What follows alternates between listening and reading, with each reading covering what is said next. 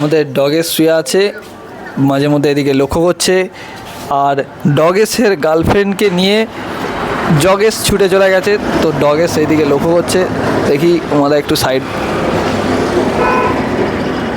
কোথায়। আচ্ছা, এখানে হচ্ছে রোদবু আছে না, জগেস এখানে আছে, আর ওর গার্লফ্রেন্ডটা কোথায়? ভিতরে ঢুকে গেছে। তা দেখে আমাদের মনের দুঃখে আমাদের ডগেস আবার চলে আসছে আমার কাছকে। ডগেস এখানে রেস্ট নেবে, তার জন্য জায়গা আছে, বালির উপরে শয় না, আমার ডগেসের জায়গা আছে। দিস ইজ ডগেসের প্লেস। এটা হচ্ছে ডগেসের শোয়ার জায়গা। এখন ডগেস আমার এখানে রেস্ট নেবে। ডগেসে একটু হাত বুলিয়ে দাও, আমি কালকে ওষুধ খাইছি ওকে, ওই জন্য কমে গেছে।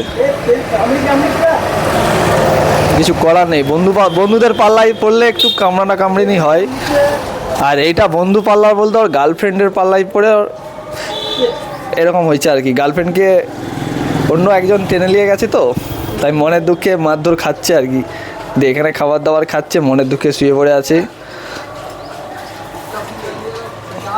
তো ডগেসের জন্য আরও একটা নতুন গার্লফ্রেন্ড যতক্ষণ না আসছে, আপনারা দেখতে থাকুন।